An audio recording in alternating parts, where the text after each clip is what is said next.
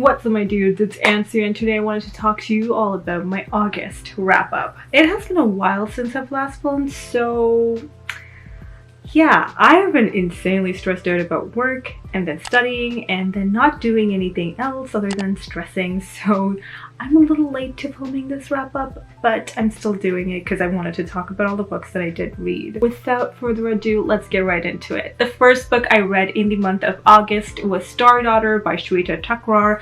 I have a full spoiler-free review of this book up on my channel already. I will leave it linked in the cards and down below for you to check it out. I was all super dressed up for it. I had a lot of fun with that one. This one falls around our main character Shveta, who is part human and part star. Little adventures that she has to basically save her dad from a star power that went wrong with her. In her adventure, she essentially has to travel to the celestial world and meet her mother's side of the family and figure things out for herself and about her existence completely, which I thought was a lot of fun to read.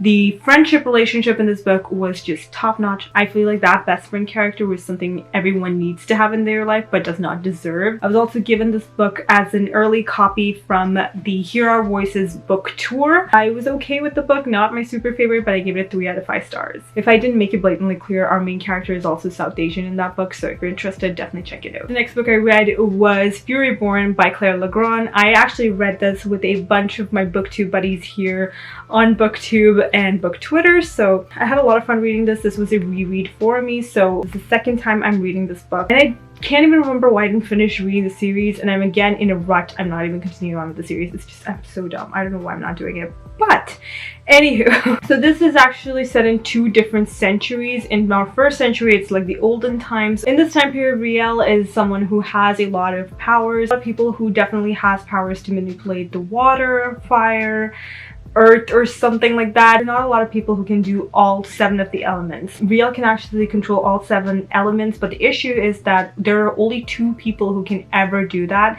and there's a prophecy that says one of them is going to be a blood queen and the other is going to be the good sun queen. So Riel is essentially being tested for everything to see if she's actually the sun queen or the blood queen, and if she'll be against the kingdom in the future or not. So Riel is being pushed into these trials to figure out if she's that sun queen or not. She has to figure out if she's going to die doing the trials or actually survive and be the sun queen or not. The other perspective is from Eliana 1,000 years later. She's an assassin, and what happens is that one day her mother vanishes and she's trying to figure out how to save her and if there's any way that she can actually save her mother. Between these 2 different timelines of figuring out everything about both of these characters and what they stand for, and also like what is going to happen to them, if they have any connections between them, and it is super fucking fun.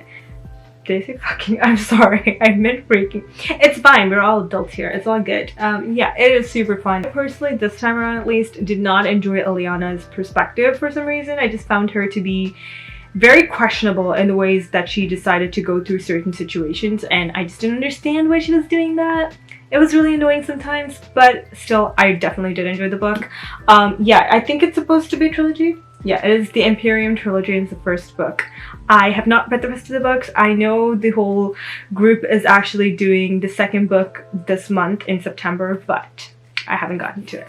It's gonna happen one day. Also, I gave those a 4.5 stars out of 5. Next book I read was Such a Fun Age by Kiley, Reid. This one was actually talked about on book Twitter, booktube and stuff because of the controversy that happened with a certain book club not actually finishing the book. I had seen the cover in like chapters and stuff, but it never really hooked my attention into wanting to grab it.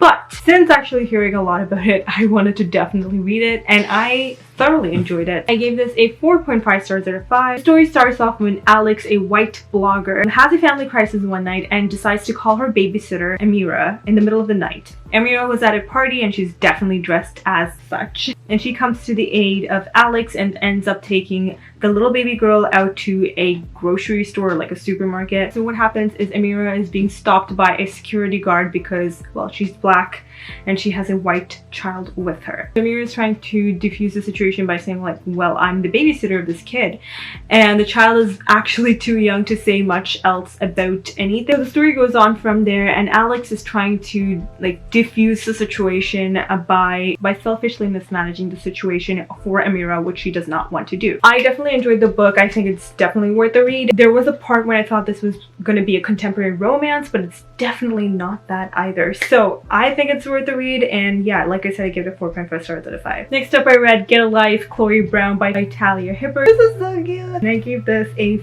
5 stars, I think. Yeah, okay, it's a romance, and I know like not a lot of people give romances 5 stars, and I'm one of those people who like literally never gives romances 5 stars, but I really enjoyed it, and I felt like giving it a 5 stars. Like you said, don't judge me. We have our main character Chloe Brown, who is chronically ill, and also let me say, I haven't actually read many books that has chronically ill characters as main leads, and so this was just very refreshing to see it in the first place. Chloe is a computer geek, and once she came across this near-death experience, she decides that she wants to turn her life around and she wants to get a life. And she made this whole list of things that she wants to do, and some of those were ride a motorcycle, enjoy like a drunken night out, and go camping, have meaningless sex, and stuff like that. And so being bad is just not something that comes easily to Chloe, and she wants to have like an instructor to guide her through everything. And she finds herself going to this man called Redford, or Red, who for some reason they despise each other. He's the handyman in like the apartment complex that Chloe is living in, and he's also an artist who paints. So what happens is they kind of strike a deal with each other. So Red is going to help Chloe to fulfill her list, some of the things on her list, and Chloe is going to help Red design a website for himself and be like a professional selling artist. So through this whole arrangement that they have together, Chloe figures out that's like hard exterior, and just it's a cute romance. I really liked it. Also from the cover, if you couldn't tell, Chloe is a black main character from England, and Red is a white main character from England as well. It's an interracial romance, and it's super cute. Next book I actually read for a book club live show. I believe it's called the Chaos Rising Book Club, so it has like Rue, Tammy, Katie, and Sophia. Guess who didn't join the live show? This dumbass. Anyway, the book that I read was A Song of Wraiths and Ruin by Roseanne A. Brown. I gave this book a 4 stars out of 5. Now, here's the thing. I really genuinely enjoyed this book, but I have to say, do not read that synopsis on the back. Do not read it. Just go into it pretty blind and you'll really enjoy it. Because I thought there was something of suspense. I was like, that was cool of the author to do. And then literally, it's on the synopsis. Do not read that synopsis. It's just, that's so dumb. Like, I don't know why they did that. So we have our main character, Malik, who's using the Solstasia festival to kind of escape his war-stricken home. This is actually set in like a West African folklore setting. All these characters are black, but you know, there's like higher class and lower class kind of black people also here. So there's still racism. Really talks about like panic attacks and stuff. So if you're triggered by any kind of anxiety or panic attacks, maybe steer clear of this because it is like really detailed. So Malik is trying to escape his war-stricken home with his 2 sisters, but a vengeful spirit ends up actually stealing away his younger sister. So the deal that he kind of makes with the spirit is that he has to kill Karina, who is the crown princess of Ziran, for Nadia's freedom. On the other hand, we have Karina, who is really resentful of her mother at this point because her father and her only sister dies in a fire. We don't know what happened exactly, but after that fire happened and the father and the daughter had died, Karina's mother stopped talking to her. So yeah, definitely read it more than me explaining it to you, because I feel like that would be a huge spoiler, which is part of the synopsis, which you shouldn't be reading. Malik essentially rigs the system and gets into this competition thing that's going to happen in the Solstasia event. Karina has to get into this marriage, and whoever wins this competition is going to be the king. Whoever is going to win, Karina wants them dead, and Malik is obviously going to rig the system, get into the system, and try to kill Karina. So they're kind of set to kill each other in this situation. So yeah, I had a lot of fun reading this. The next book I read was Ignite the Sun by Hanna Howard. This one I got as a NetGalley ARC, but as an audiobook. I gave this a 2.5 or 3 stars. I want to say 3. Let's be nice.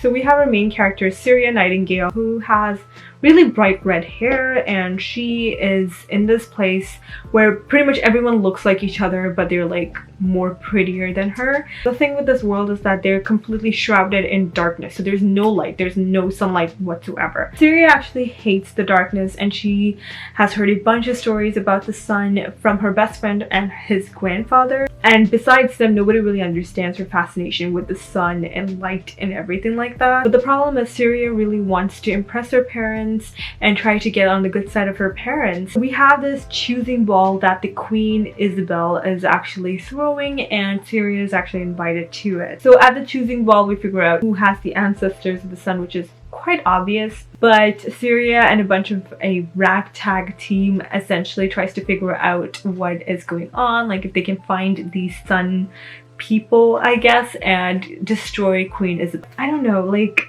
you know how these characters are there like, oh, I don't know anything, I'm so dumb, and then literally 2 seconds later they have mastered every bits of their power. And I'm like, how did you do that? Like, tell me. Like, there's just no way. So I didn't like that about her. At first she was like all crying all the time, and she was like whining about everything, and there was like other characters in the book where they were like calling her out on it and just telling her to stop being such a loser. She's like, I can't stop crying, and I'm like, girl, I feel you, but at the same time, like, get over yourself. You're trying to help other people too. It's just not about you. And then like literally 2 seconds later, she's like, I am the master of the world, I can control the freaking sun. Like, that's how powerful I'm at this point. And it's like, how did you do that? It's so stupid.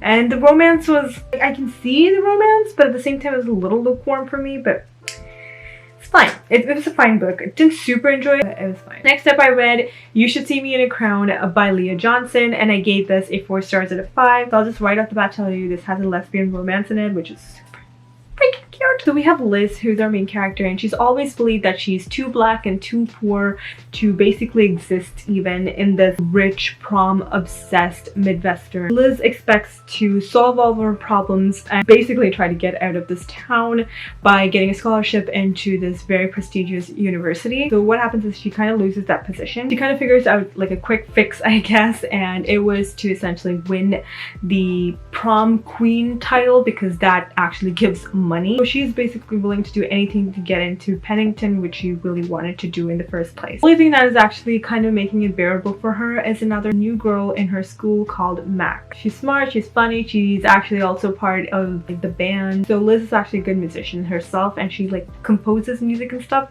so she's like pretty good. Right, and Mac is also like a drummer and stuff. It's like it's super cute. Since Mac is also running to be queen, we're not sure what would happen. Maybe there's a falling out, who knows, right? And like it's really nice. I think it's a really fun story, and I really did enjoy it. Next book I read was Slay by Brittney Morris, and this one, let me tell you, I did not expect to really enjoy it because like the first good bit of it is really talking about how the game is developed and stuff. Our main character Kira Johnson is only 17, and she came up with this game called Slay, and this is only inclusive to black people, and she just wants only black people to enter into the game. Kira is an honors student, she is a math tutor, and she also has created this game. She's also one of the only black kids in the Jefferson Academy, and she's dating this guy named Malcolm, and literally nobody in her family knows about the game.